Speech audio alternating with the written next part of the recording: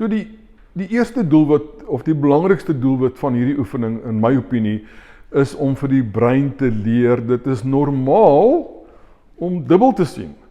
Want wat baie keer gebeur is dat daar's al klaar 'n dubbelvisie probleem en die brein het nou geleer om net daai verkeerde beeld af te sit. En 'n mens kan dit baie maklik vir pasiënte wys. As jy ver kyk en jy hou ietsie presies in die middel voor jou en terwyl jy ver kyk, dan behoort jy 2 voorwerpe voor jou te sien. So kyk ver en hou 'n ding vas. En as jy nou sukkel, as jy dink daar's nou nie 2 nie, dan maak jy so half die een oog toe, dan gaan jy sien daar's 'n pen aan die kant en maak jy ander oog toe, dan gaan jy sien hy's aan die ander kant. So daar is 2 voorwerpe. So jou brein is ongelooflik goed om enige dubbelvisie te onderdruk.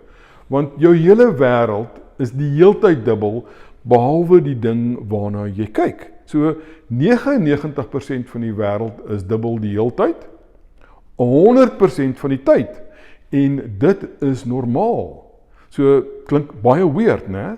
Maar nou wat gebeur is, as daar 'n probleem kom, as daar 'n abnormale dubbelvisie is, baie keer weet die brein nie om te onderskei nie. So die belangrikste doelwit van hierdie oefening is om vir die brein te leer wat is normale dubbelvisie en wat is abnormale dubbelvisie. Want net daar kan ons dan begin die brein leer om te onderskei wat is normaal en wat is abnormaal en dan kan ons begin regtig eers visuele terapie doen.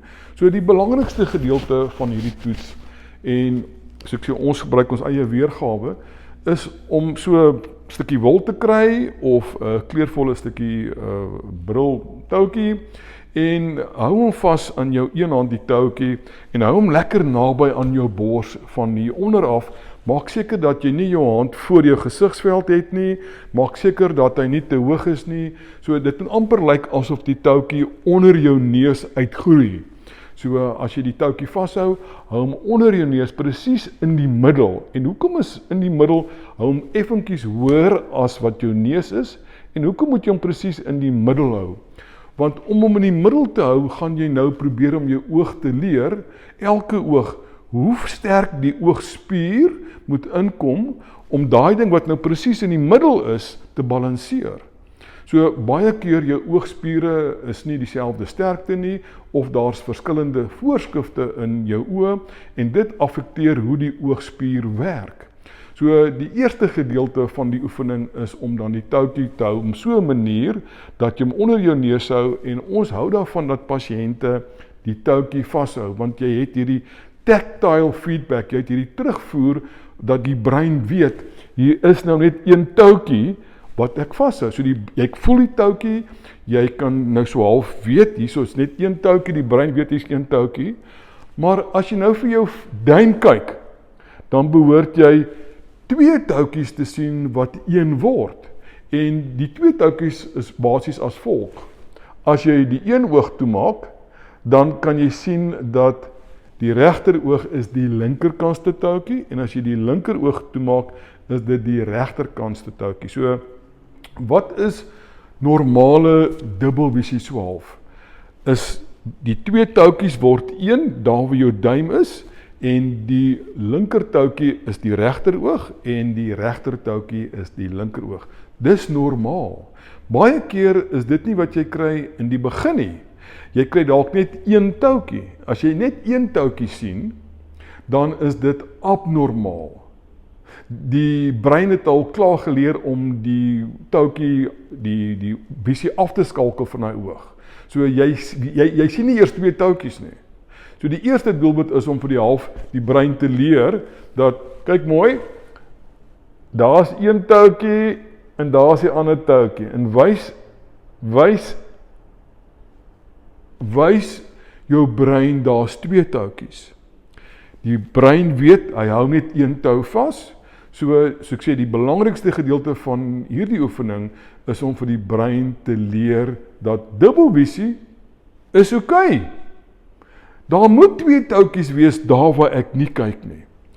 En nou begin die oefening basies. En baie keer voor ons die oefening kan doen, as ons die pasiënt se oë toets, dan moet ons al klaar spesiale brille maak, want partykeer is die probleem al so lank daar al, dis miskien nie voorheen opgetel nie, dat die pasiënt het nou geleer om, ek noem dit, goed te sien op die verkeerde manier, en nou moet ons jou leer om goed te sien op die regte manier. Maar dit is nou byvoorbeeld nou soos 'n been wat gebreek het, en die been is nooit reg gesit aanvanklik nie. So dink 'n bietjie daaraan, nou breek jy 'n been of iets, en hulle sit nie daai been reg nie, hulle sit hom nie in gips nie, hoe gaan hy lyk? Hy gaan skeef wees. So die heel eerste doelwit is om die pasiënt te kry waar ons nou so half met hom kan werk, waar ons hom 'n bietjie die vermoë gee om dit te identifiseer.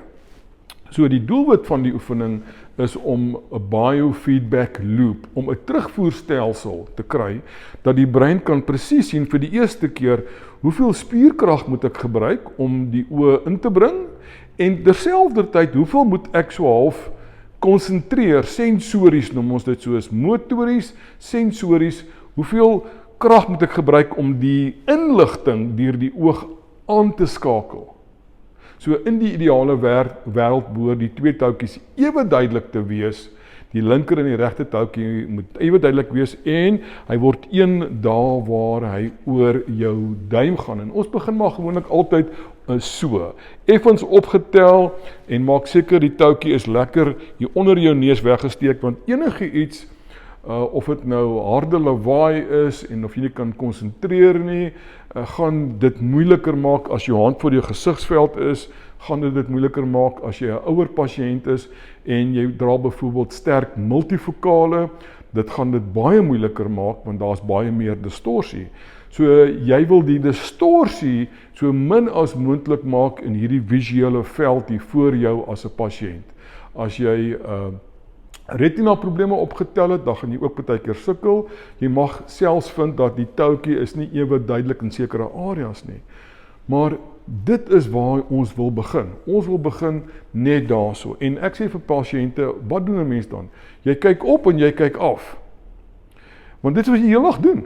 En as jy opkyk, dan kyk jy ver, en as jy afkyk, dan kyk jy vir jou duim, hou jou arm uitgestrek voor jou, en maak seker dat jy daai twee toutjies sien, want dan weet jou brein vir die eerste keer, al twee my oë is ingedraai, en al twee my oë is afgeskakel. Dan weet jou brein vir die eerste keer, al twee my oë is ingedraai, en al twee my oë is aangeskakel. Die aangeskakel gedeelte is krities, want baie keer kan jou oog kyk op die regte plek, maar die brein het alreeds daai oog afgeskakel. So die brein moet nou leer om hom aan te skakel. Nou vir die manne noem ek dit nou, ons gaan nou so half auto wheel balancing en alignment doen. So vir die eerste keer kan jou brein nou presies sien hoeveel krag en energie hy nodig het om al twee die oë so half te balanseer, en dit is hoekom ons dan die toutjie hou presies in die middel. Nie so nie, nie te veel so nie, nie so nie, nie so nie, ons hou die toutjie net daar, ons hou hom oor die duim, en dit is jou checking meganisme. Dit is hoe jou brein weet, hy kan nou leer, en daar's die term word genoem neuroplasticity, die brein kan nou presies sien hoeveel werk moet ek doen om die oog aan te skakel en die oogspier in te draai, en dan op dieselfde oomblik in tyd ook die oog aan te skakel. Nou, ons het al wonderlike resultate gehad net met hierdie oogoefening. Maar as jy kyk vir ietsie, en jy maak vinnig so, en daai ding gaan op en af, die objek waarna jy kyk, dan het jy 'n vertikale dissosiasieprobleem, en die oogspiere is baie swak om dit reg te maak. So dit is een van die dinge wat eers gedoen moet word by jou praktyk. En vra vir jou oogkundige om asseblief binokulêre visietoets te doen. En as jy loop byvoorbeeld met 'n kop wat so is, en jy kan lekker duidelik sien daar in die verte, en jy maak so, en hy's dof, dan sit jy ook met 'n laaggraadse binokulêre visieprobleem. Baie keer, mense begin hulle postuur of hulle kop beskuif of beweeg om enkel te sien, want enkel binokulêre visie is fantasties vir dieptepersepsie, oog-hand-koördinasie, afstandskatting, dit is hoe die wêreld moet wees. Maar as jy nie hou van 3D movies nie, dan het jy miskien al klaar reeds 'n probleem. So die brokstring ons baie keer, ons sit hom ook saam met 'n paar ander oefeninge, afhangende van wat ons wil bereik met ons visuele terapie. Maar dit is 'n baie goeie oefening en 'n manier om die brein te leer wat is normale dubbelvisie, wat is abnormale dubbelvisie.